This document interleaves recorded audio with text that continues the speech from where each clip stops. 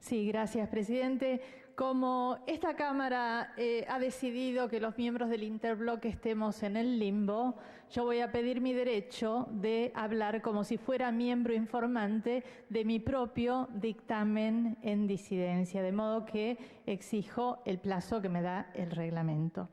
Aquí cada vez que nos preocupamos por la inflación nos acusan de ser neoliberales, enemigos del pueblo, parece. Entonces me pareció muy importante empezar a ver, bueno, qué son los bancos centrales, cómo surgen y ver cómo surgen históricamente como reacción para corregir situaciones de crisis determinadas o necesidades determinadas. Y nuestro Banco Central nace como banco privado en 1935, nacionalizado por el presidente Perón en 1946 y que es modificada su Carta Orgánica como reacción a la espiral hiperinflacionaria de los 80. Nosotros en ese momento, en los 90, cuando se reforma la Carta Orgánica, tomamos mucho de la Carta Orgánica del Banco Central alemán, que justamente surgió como reacción a esa hiperinflación que debilitó el gobierno y permitió la llegada de Hitler al poder. Una única misión: preservar el valor de la moneda. Pero la Constitución argentina, inspirada, por supuesto, en la Constitución norteamericana, establece que el Banco Central es independiente del Poder Ejecutivo, pero no del Congreso, Y a nosotros nos da como Congreso en el 75 varias obligaciones. Establecer y reglamentar el Banco Federal con facultad de emitir moneda. En el inciso 11, hacer sellar moneda, fijar su valor y el de las extranjeras, es decir, el tipo de cambio. Y en el inciso 19, proveer lo conducente a la defensa del valor de la moneda. Es decir, está en este Congreso Nacional esa responsabilidad y no podemos delegarla abiertamente como lo propone esta reforma que viene propiciada por el Poder Ejecutivo.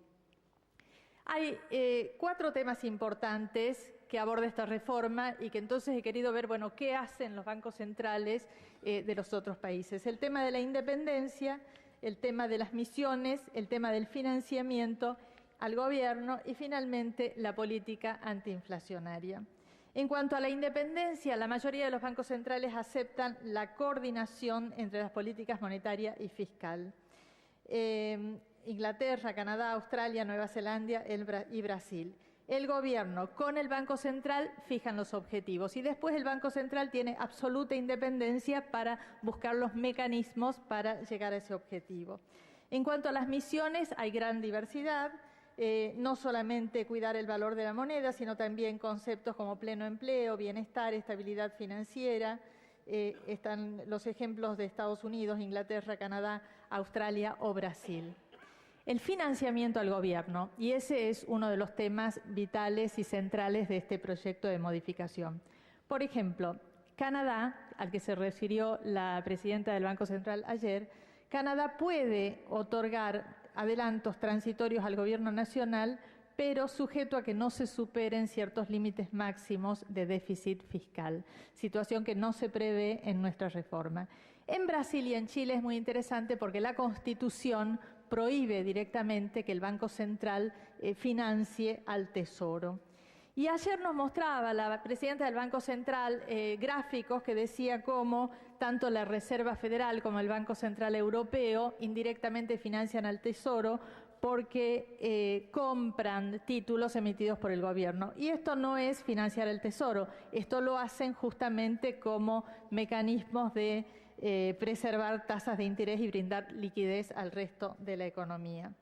En cuanto a la política antiinflacionaria, que la presidenta del Banco Central dice, no, todos los que se dedican a buscar una meta de inflación son neoliberales y eso está en el pasado. Bueno, yo quiero decir que políticas antiinflacionarias hacen Brasil, Chile, México, Colombia, Perú, Canadá, Estados Unidos, Inglaterra, toda la zona euro, Australia, Sudáfrica, Israel, Turquía, Indonesia, Tailandia, Corea del Sur, etcétera, etcétera. La lista sigue. En síntesis, estoy de acuerdo con muchas de las reformas que se plantean en este momento.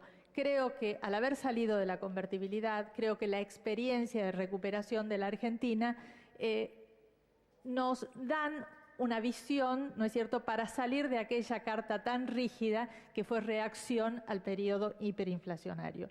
Estoy de acuerdo con que se amplíen las misiones del Banco Central, que se coordinen las políticas con el resto del gobierno, que se abandone el viejo concepto de que las reservas del Banco Central tienen que respaldar el 100% de la base monetaria, que se utilicen reservas para cancelar deuda del gobierno, pero que se haga de modo responsable, que avancemos hacia una mayor protección de los consumidores, pero obviamente no estoy de acuerdo con algunos temas que son de una gravedad suficiente que me llegan a votar en contra este proyecto.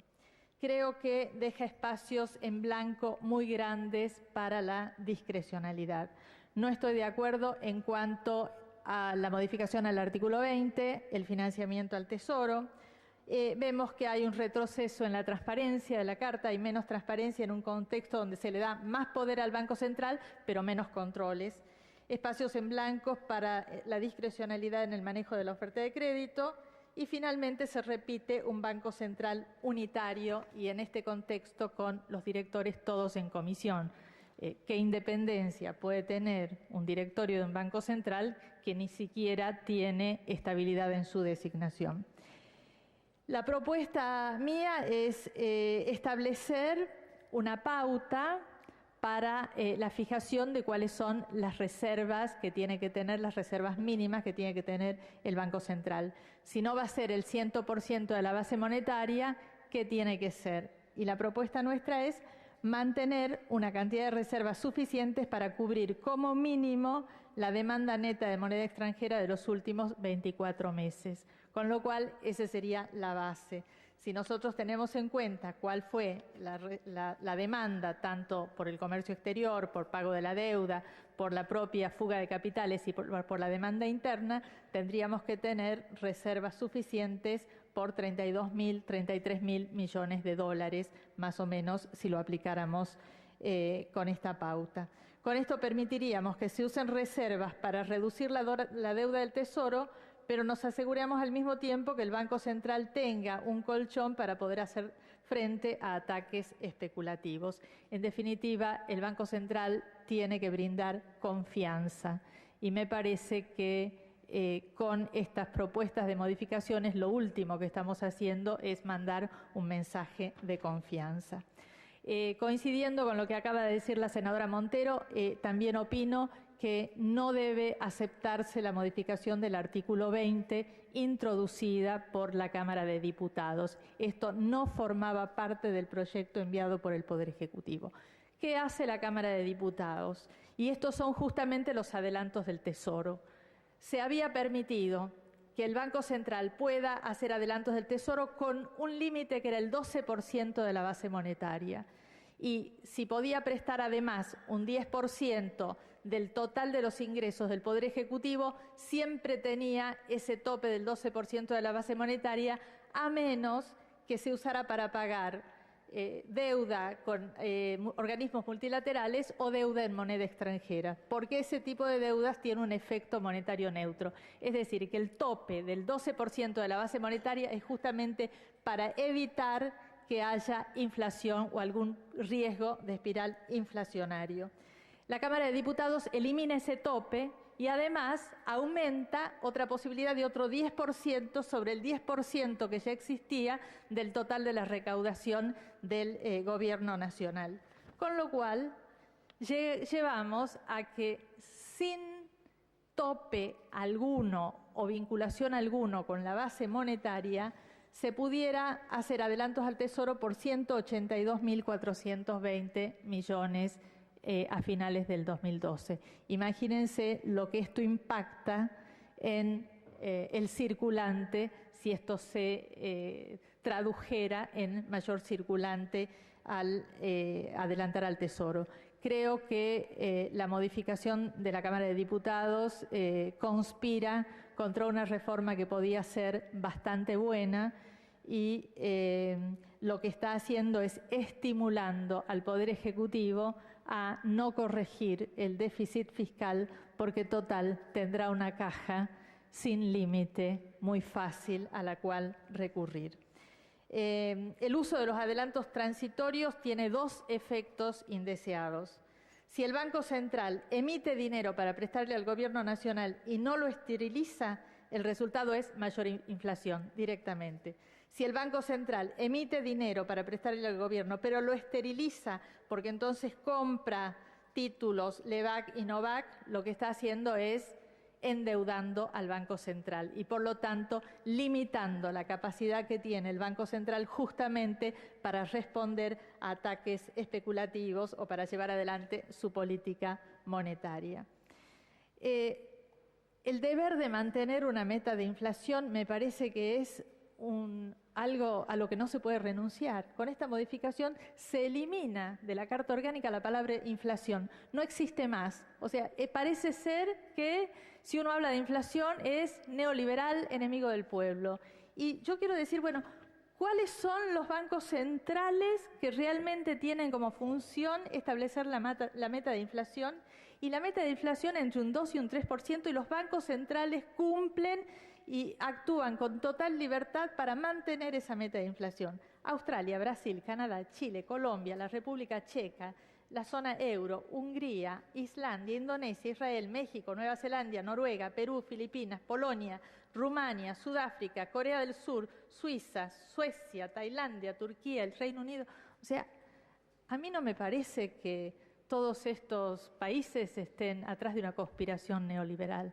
Me parece que lo están haciendo es cuidando a su pueblo, cuidando el valor del salario de su pueblo, y eso es lo que la Argentina tiene que hacer. Otro tema con el que no estoy de acuerdo es con incorporar el fondo de desendeudamiento como algo permanente.